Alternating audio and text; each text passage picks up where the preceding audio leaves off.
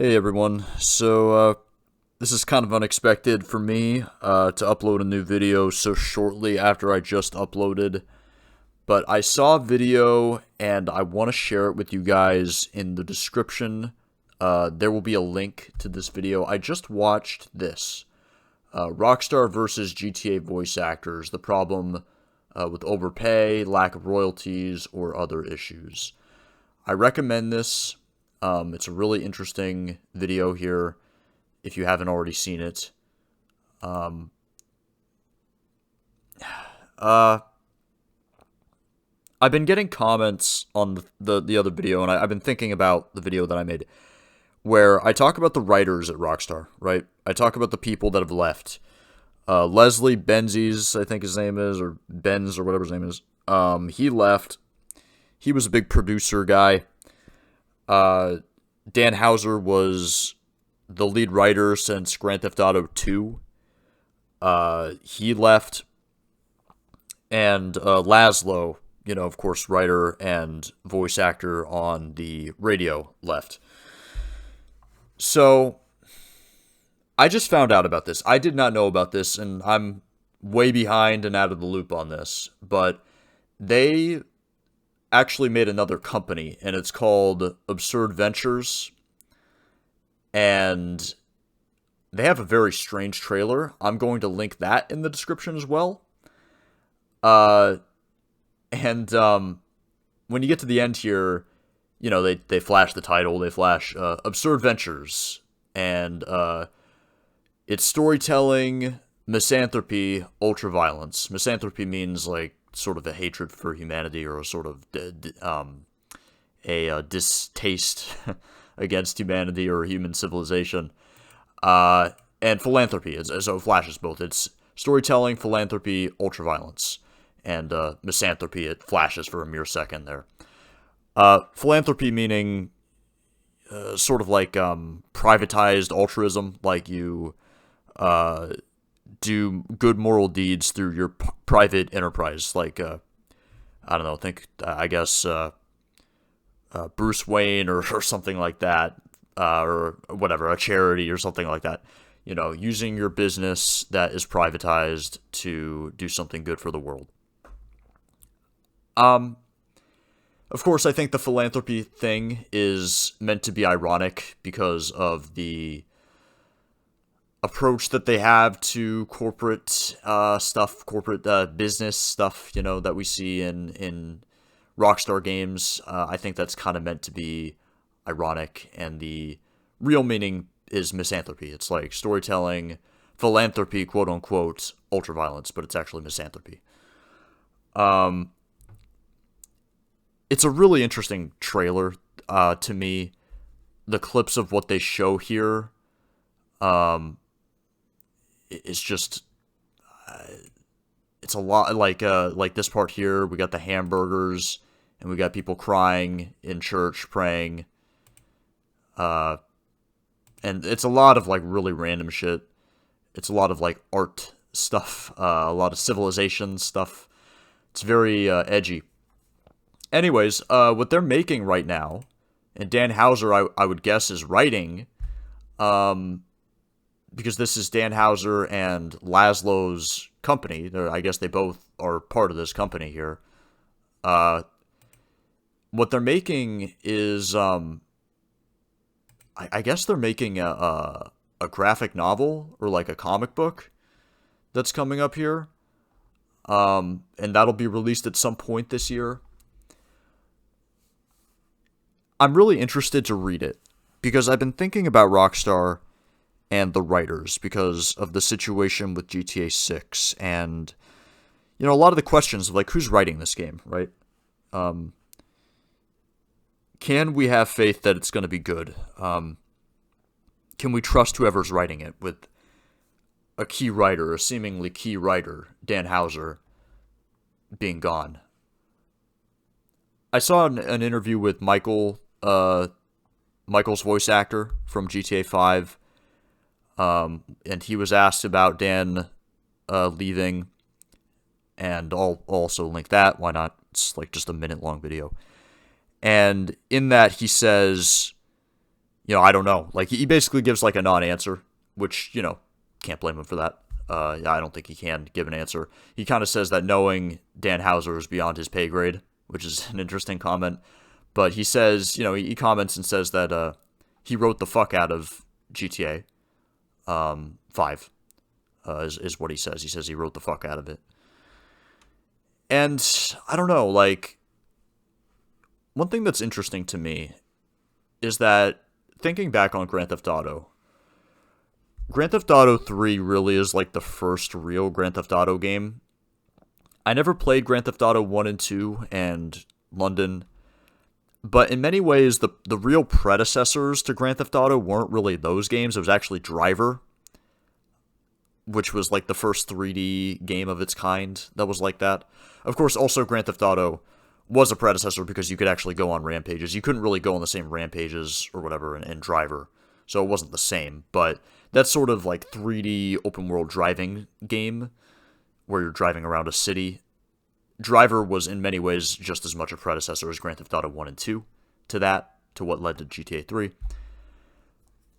So I feel like GTA 3 really is the beginning of Grand Theft Auto as a franchise. I'm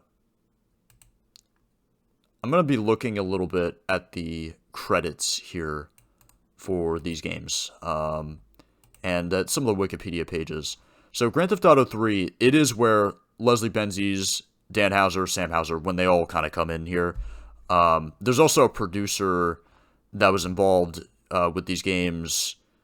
I forget his name. I might have it here. I think I had it pulled up. Jamie King is a guy here. This is an interview with him. I have yet to watch this. I was going to watch this, actually, because I've been thinking about this lately. I guess he was involved with, like, Red Dead Revolver and GTA 3 up to San Andreas and probably Manhunt and all that. And thinking about this, thinking about Dan Houser's record, he's always listed as, like, the lead writer on these. So, Grand Theft Auto Vice City. Let me take a look at the writers here. Lead writer Dan Houser, and this guy. I've never heard of this guy. Okay, he's a writer that left after San Andreas as well, or after Liberty City Stories here. Co-writer on Vice City. James Worrall, it says. We'll look at GTA 3 here. And I believe it's the same guy. Yeah, we got James Worrall there. This guy, Paul Kurowski.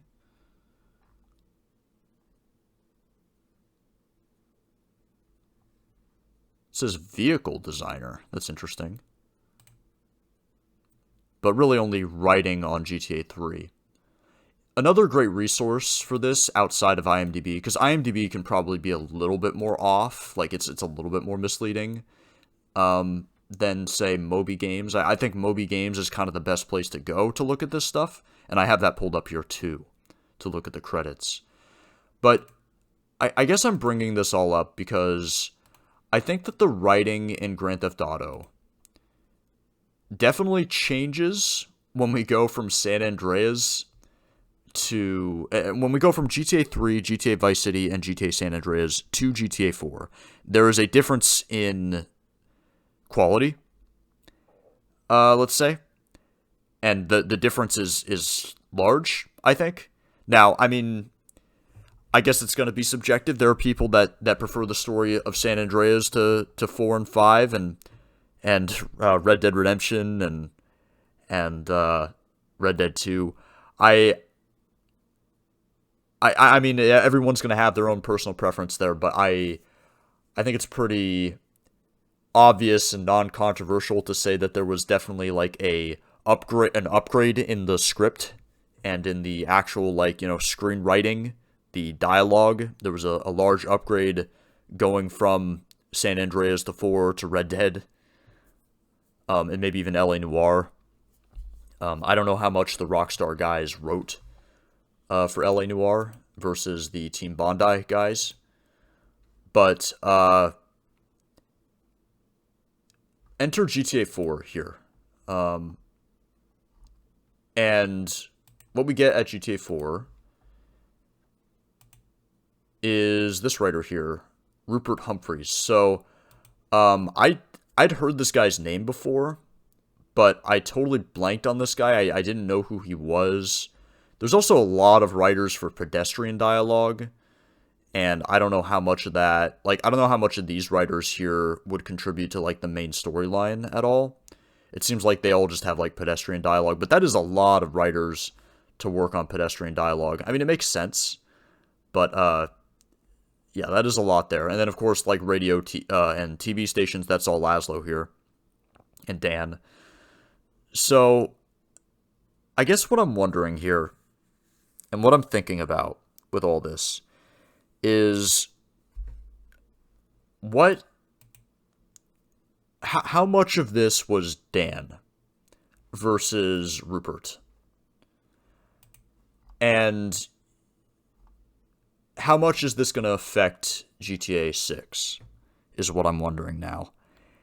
And I think we're going to have an answer. I think we're going to find out one way or the other. I think that the quality...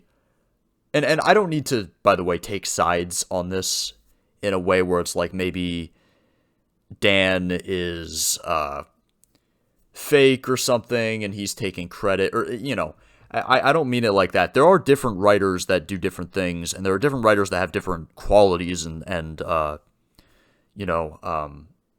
pros and cons, I guess, and different strengths and weaknesses. George Lucas is a writer that people like to shit on a lot, but George Lucas was always a great ideas guy, and he was a visionary. I don't know how much Dan is the visionary here versus other writers that are filling in the script. And that's what I'm wondering, because the writing team on the 3D trilogy here, on the PS2 Xbox original trilogy here, this guy, James Worrall, he really was a consistent writer here. Like, he was the guy on those three, as well as Dan Houser. Dan Houser is the through line, through all of them. But, I wonder, it makes me wonder, and it makes me want to try out, like, some of the other games that he had written for that were way, way early, and maybe kind of judge those and see what those are like. Because, keep in mind, he also, he wrote GTA 2 here. He's the only writer. He's the sole writer on that. And those games, they're not going to have, like, the deepest writing at all. GTA 3 was not really the deepest writing necessarily compared to the other ones, even within the PS2 trilogy. Vice City and San Andreas are much better written than GTA 3.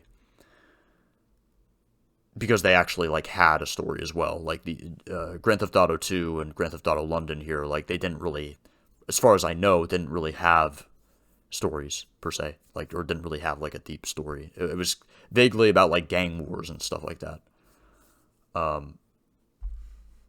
So, yeah, I'm wondering here. I'm wondering how good of a writer he is. Because he's had a lot of help along the way, it seems. But he also, maybe Michael's right, maybe he wrote the shit out of it. Or wrote the fuck out of it, I don't know. But I definitely think that he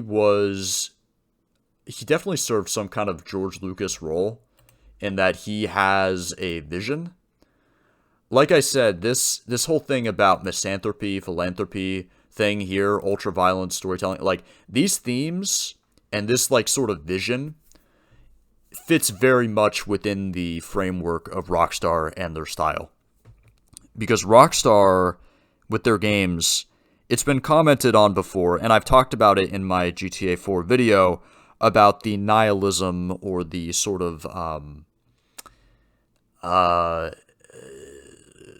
negative human outlook, or the negative outlook of humanity, I guess, in these Grand Theft Auto games, in some of these Rockstar games in general. Very kind of cynical, I guess. storytelling. But I wanted to see the light in it, you know what I mean?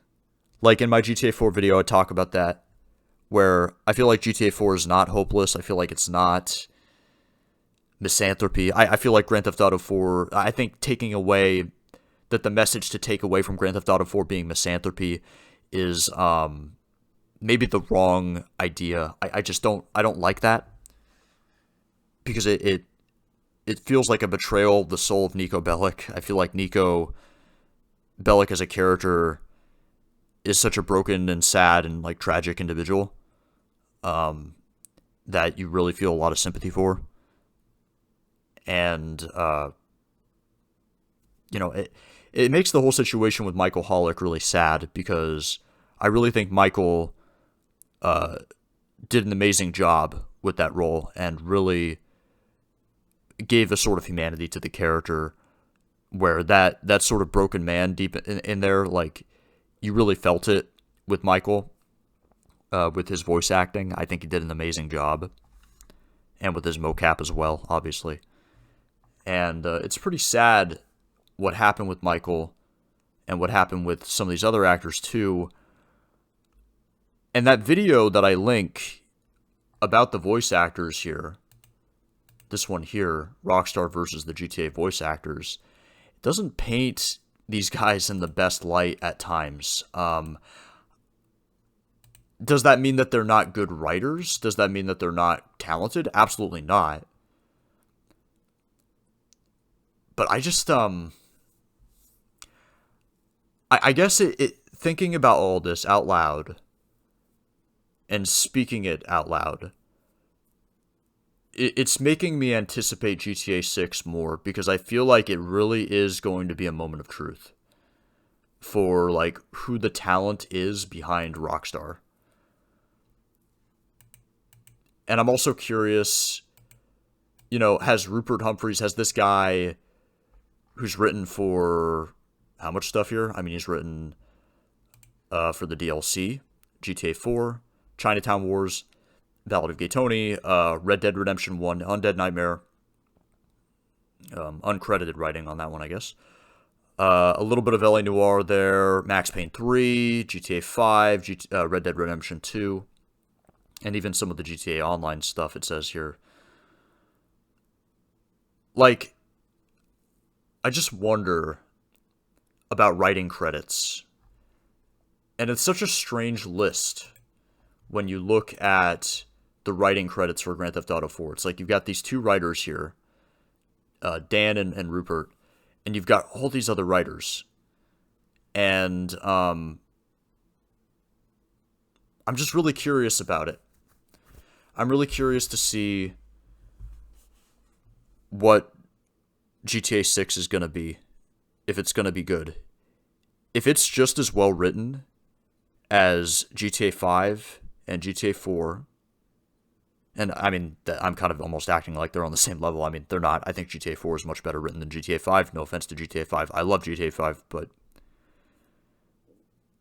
like, if it's on the same level as the peak Rockstar, in my opinion, peak Rockstar of the PS3, Xbox 360 era, the 7th generation of consoles, where it's, you know, all these bangers, you know, one after one, Grand Theft Auto 4, its DLC, Red Dead Redemption, Max Payne 3.